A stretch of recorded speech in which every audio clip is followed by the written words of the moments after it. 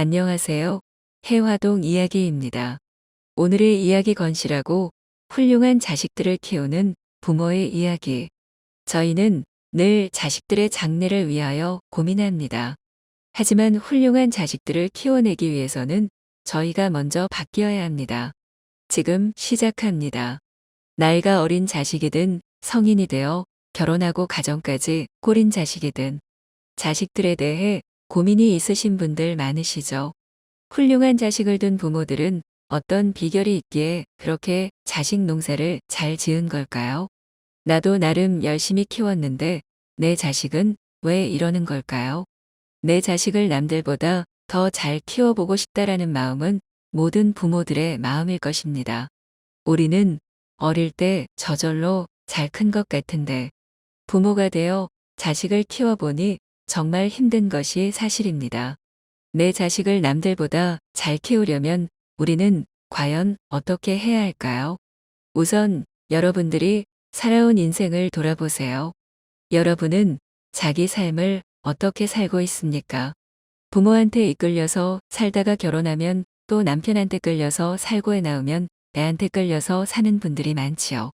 가족을 위해 산다고 생각했는데 중년이 되면 어때요? 애들은 사춘기라고 자기 마음대로 하려 들고 남편도 직장 생활에 바빠서 대화가 잘 안 됩니다. 자신의 삶을 돌아보니 해놓은 것도 없고 인생이 뭔가 싶어집니다. 내 삶은 없는 것 같기만 합니다. 특히 밤잠 설쳐가며 애지중지 키운 자식이 저 혼자 잘한 듯 제 맘대로 하면 배신감이 큽니다. 지난 세월 동안 자식 위에 바쳤던 사랑이 짓밟힌 듯 해서예요. 이러면 자식에 대한 원망이 깊어지면서 우울증이 급속도로 다가옵니다. 그런데 우리가 자식 때문에 괴로운 것이 당연한 걸까요? 난 이러이러한 이유로 괴로울 수밖에 없습니다. 괴로운 게 굉장한 자랑이나 되는 것처럼 이유를 척척댑니다. 나라는 존재는 자식 때문에 끝없이 괴롭고 불행할 수밖에 없습니다. 부모가 바뀌면 아이도 바뀝니다. 자식은 자식대로 자기 인생을 살 뿐이에요. 그런데 부모는 자식의 인생을 마치 내 인생이냐 의미를 부여합니다. 그런 생각으로 사랑을 쏟아 자식을 키우다 보니 자식이 내 마음 같지 않은 걸 보고는 괴롭고 힘든 거예요. 자식은 커가면서 부모 품을 떠나는 게 당연합니다. 그런데 품 안에 자식만 생각하고 그 시절에 집착하면 부모도 자식도 괴로울 수밖에 없어요. 지금 자식들과 사이가 좋지만 애들 없이도 살 수 있는 연습을 해야 합니다. 그래서 마음으로 완전히 독립을 하는 연습을 해야 해요. 이것이 부모도 행복해지고 자식도 행복해지는 방법이에요. 자식 때문에라고 이유를 다는 것은 자기 삶이 독립되어 있지 않다는 겁니다. 일하기 싫어 게을러 노는 사람도 문제지만 일을 안 하면 불안해서 못 견디는 사람도 있잖아요. 일 없으면 일을 안 하고도 편안하게 지낼 수 있어야 하고 일이 태산같이 좋아지면 일을 태산같이 하면서도 마음이 편안해야 하는데 일이 많으면 힘들어하고 일이 없으면 불안해하고 이게 다 병입니다. 그래서 자녀가 중고등학생이 되면 부모는 자기 일이 있어야 합니다. 내가 할 일이 있고 내 공부하고 명상할 일이 있으면 자식에 대해서 화를 내지 않게 됩니다. 되어 온통 신경이 자식에게가 있으니까 아이의 행동 하나하나에 신경 쓰고 간섭을 하는 거예요. 집에 있으면 자꾸 아이를 문제 삼게 되니까 밖에 나가 자기 나름의 보람을 갖고 자기 실현을 하는 게 중요해요. 남을 위해 내가 가진 것을 나눠주는 봉사활동을 하면 큰 보람을 느낄 수 있고 자녀도 따라 배울 수 있어서 좋습니다. 그런데 밖에 가서 봉사활동만 하고 수행을 안 하면 얼마 못 가서 또 지치게 됩니다. 그래서 늘 자기 마음을 다스리는 공부를 해야 합니다. 그러면서 자신을 바라보는 깨달음의 장애도 갔다 오고 1년에 한 번 내 마음을 털어놓는 나눔의 장애도 다녀오고 봉사도 하면서 3, 4년 공부하면 자기 삶을 찾을 수 있습니다. 오늘부터 자기를 아름답게 가꿔 나가는 연습을 해보세요. 내가 나를 사랑하지 않는데 누가 나를 사랑해 주겠으며 내가 나도 사랑할 줄 모르는데 어떻게 남을 사랑하겠어요. 남에게 사랑받고 남을 사랑하는 출발점은 먼저 나 스스로를 사랑하는 거예요. 내가 나를 사랑한다는 것은 스스로를 괴롭히지 않는 겁니다. 그래서 어떤 경우에도 내가 괴롭지 않은 삶을 지켜나가는 거예요. 자식이 속을 썩이든 말을 안 듣든 어떤 상황에서도 내가 자유로워지는 거예요. 이것을 불교에서는 해탈이라고 합니다. 그래서 불교의 최고 이상은 죽어서 극락 가고 천당 가는 게 아니라 살아있을 때 해탈과 열반을 이루는 겁니다. 즉, 참 자유와 참 행복을 얻는 거예요. 마음의 원리를 공부하고 수행해 가면 누구나 다 그렇게 될 수가 있습니다. 수행을 통해서 내 문제를 먼저 알아차리면 내가 바뀝니다. 그렇지만 우리가 뭘 배우든지 처음에는 잘 안 됩니다. 수행은 연습이고 연습은 끊임없는 실수의 반복이에요. 그러나 연습을 계속하다 보면 성공하는 희망을 볼 수 있어요. 그렇게 연습하는 마음으로 수행 정진을 하다 보면 꼬인 매듭이 풀리기 시작합니다. 매듭이 풀리면 맺힌 마음이 녹아내리고 마음이 열리면서 힘이 생깁니다. 그런데 자신의 모습을 아는 것과 행동이 바뀌는 것은 다릅니다. 고치려고 노력해도 몸의 밴 습관은 쉽게 변하지 않아요. 자신의 문제점을 바꾸려면 1000일 정도는 노력을 해야 합니다.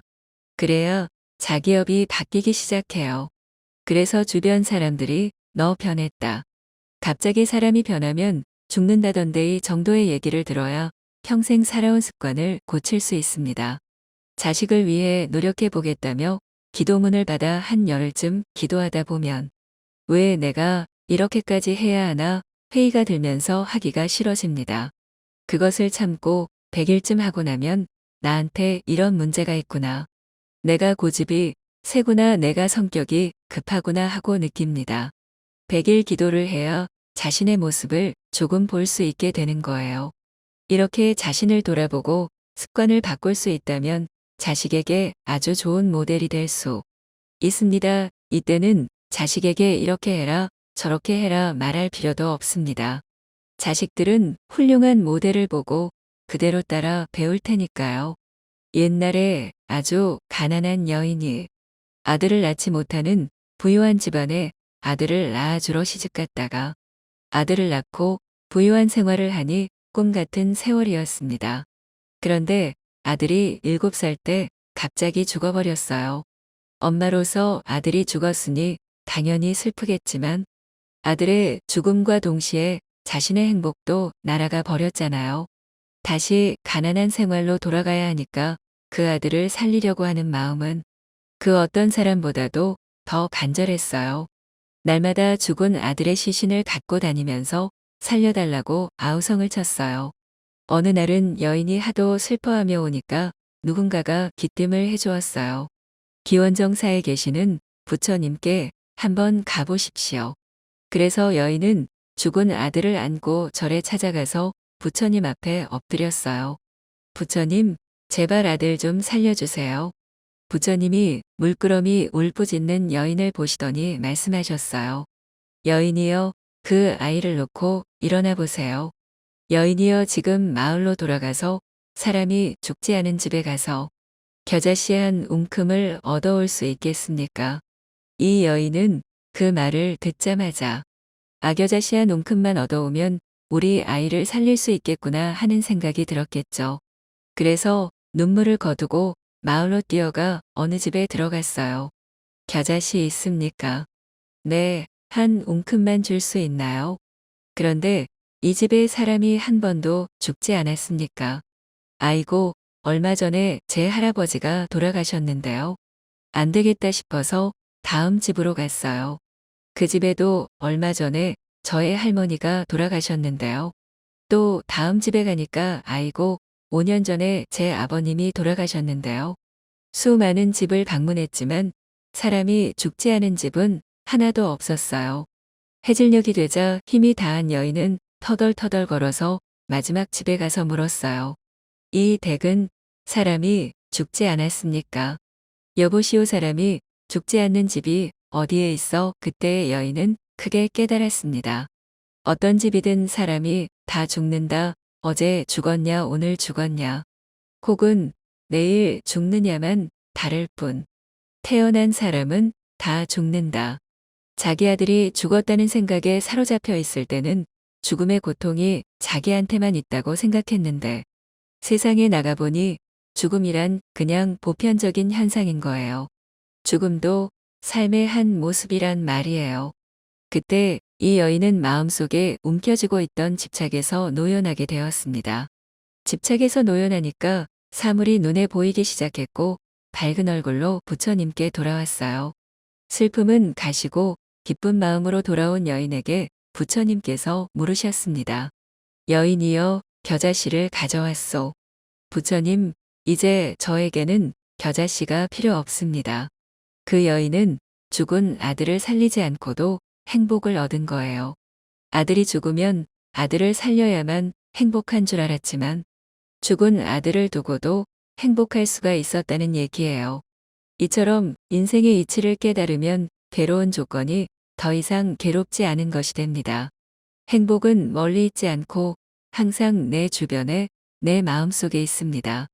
다만 내가 행복함 속에 있어도 그것에 감사할 줄 모르고 만족할 줄 모른다면 눈 뜨고 있는 장님과 같을 뿐입니다. 마음속에 눈을 뜨면 세상의 밝음과 행복을 볼 수 있습니다.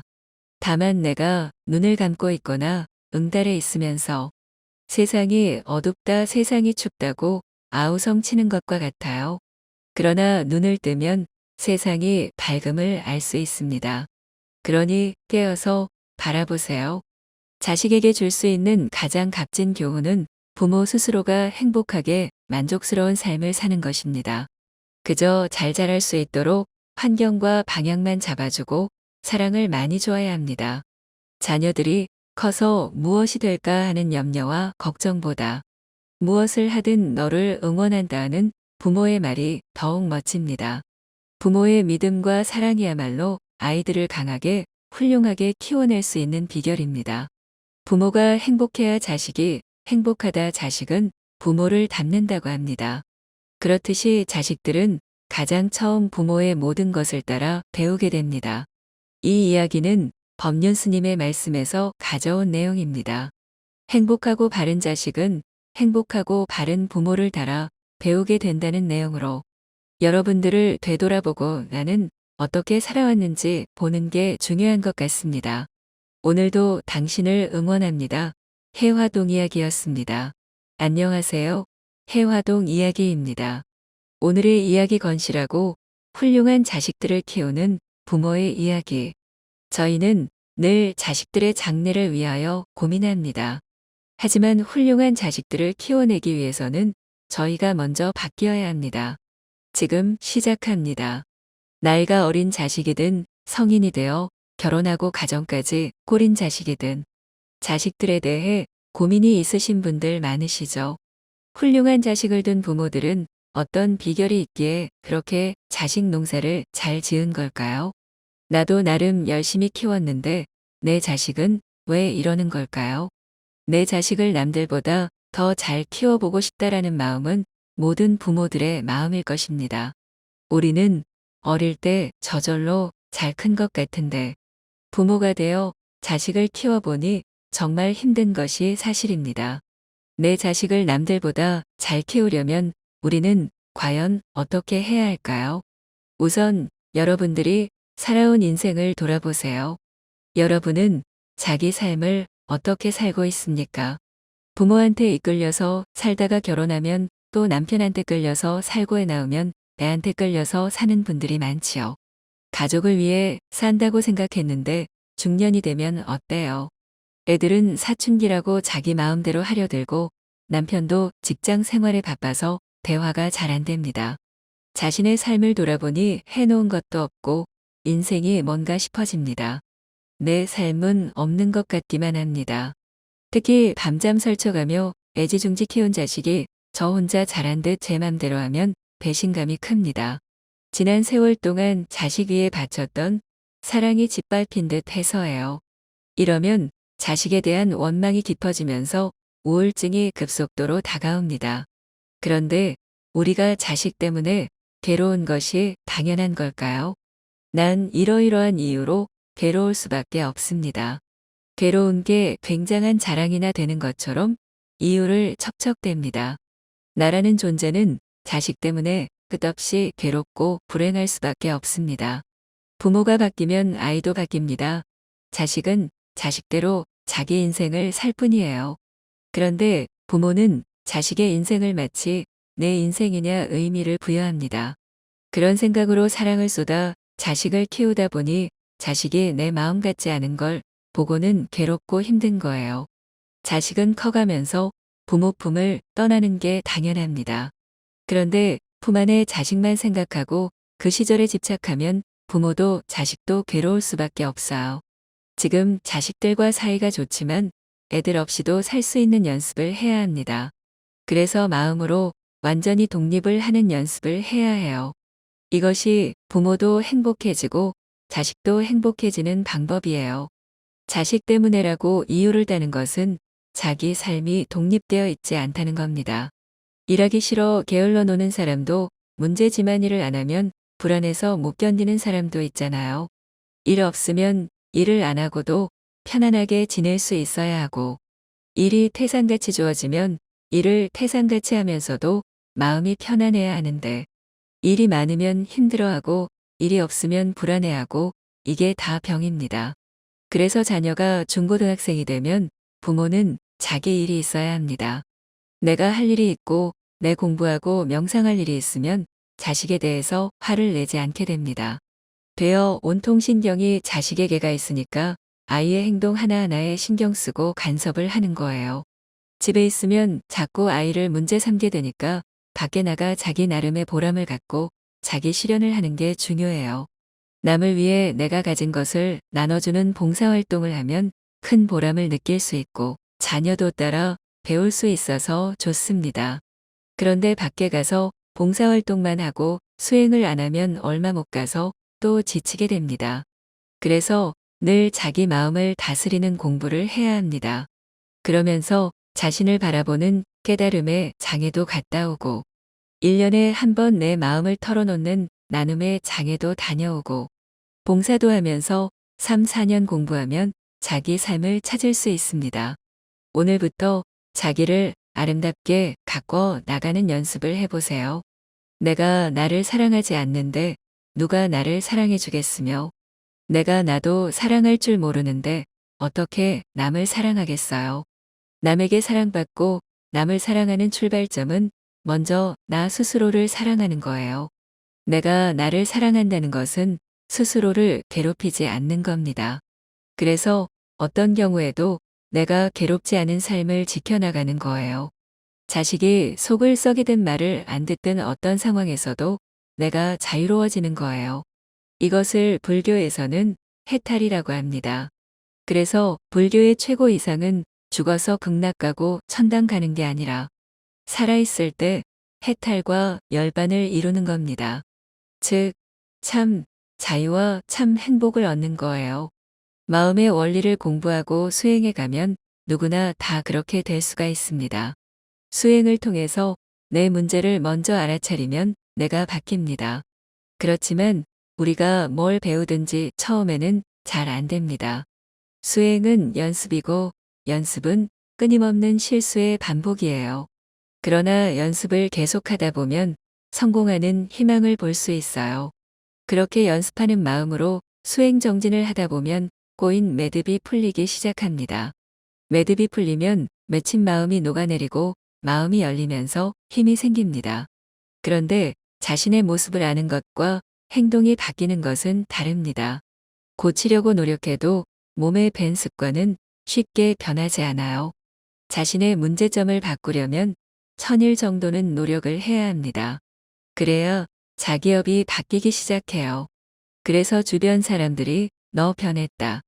갑자기 사람이 변하면 죽는다던데이 정도의 얘기를 들어야 평생 살아온 습관을 고칠 수 있습니다.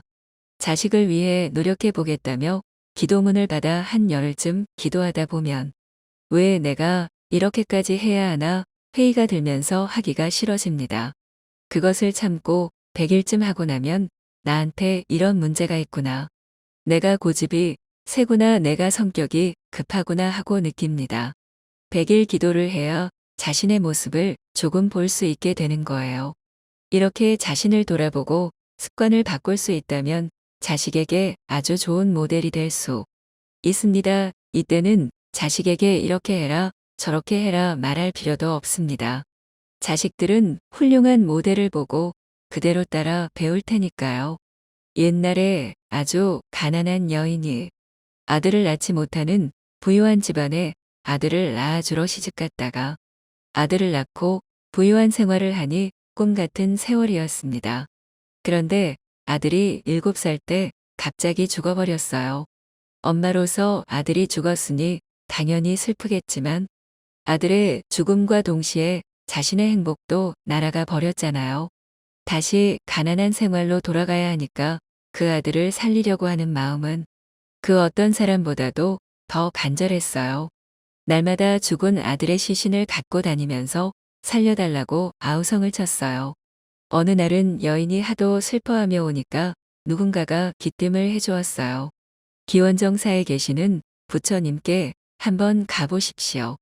그래서 여인은 죽은 아들을 안고 절에 찾아가서 부처님 앞에 엎드렸어요. 부처님, 제발 아들 좀 살려주세요. 부처님이 물끄러미 울부짖는 여인을 보시더니 말씀하셨어요. 여인이여, 그 아이를 놓고 일어나 보세요. 여인이여, 지금 마을로 돌아가서 사람이 죽지 않은 집에 가서 겨자씨 한 움큼을 얻어올 수 있겠습니까? 이 여인은 그 말을 듣자마자 겨자씨 한 움큼만 얻어오면 우리 아이를 살릴 수 있겠구나 하는 생각이 들었겠죠. 그래서 눈물을 거두고 마을로 뛰어가 어느 집에 들어갔어요. 겨자씨 있습니까? 네, 한 움큼만 줄 수 있나요? 그런데 이 집에 사람이 한 번도 죽지 않았습니까? 아이고, 얼마 전에 제 할아버지가 돌아가셨는데요. 안 되겠다 싶어서 다음 집으로 갔어요. 그 집에도 얼마 전에 저의 할머니가 돌아가셨는데요. 또 다음 집에 가니까 아이고, 5년 전에 제 아버님이 돌아가셨는데요. 수많은 집을 방문했지만 사람이 죽지 않은 집은 하나도 없었어요. 해질녘이 되자 힘이 다한 여인은 터덜터덜 걸어서 마지막 집에 가서 물었어요. 이 댁은 사람이 죽지 않았습니까? 여보시오, 사람이 죽지 않는 집이 어디에 있어? 그때의 여인은 크게 깨달았습니다. 어떤 집이든 사람이 다 죽는다. 어제 죽었냐, 오늘 죽었냐, 혹은 내일 죽느냐만 다를 뿐. 태어난 사람은 다 죽는다.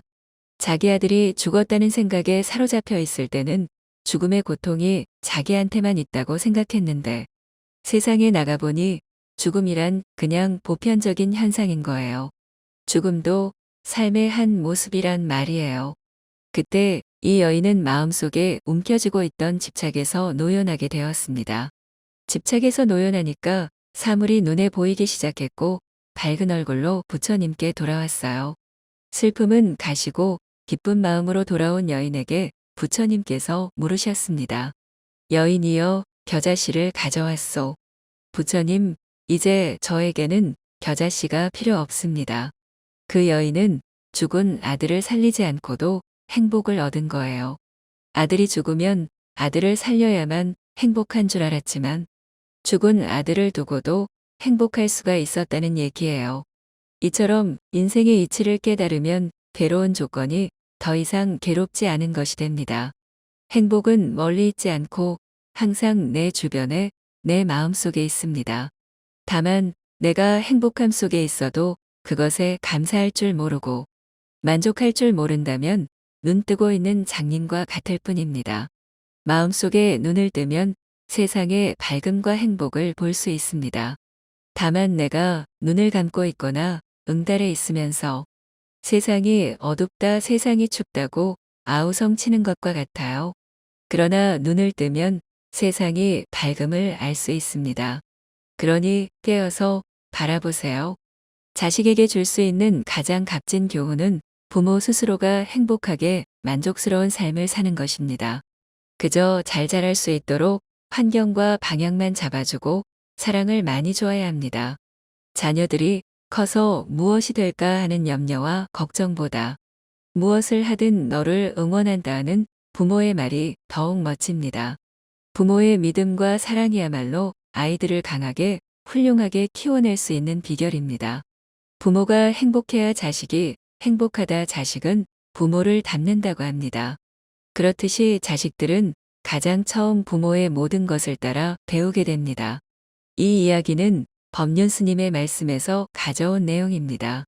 행복하고 바른 자식은 행복하고 바른 부모를 따라 배우게 된다는 내용으로 여러분들을 되돌아보고 나는 어떻게 살아왔는지 보는 게 중요한 것 같습니다. 오늘도 당신을 응원합니다. 해화동 이야기였습니다.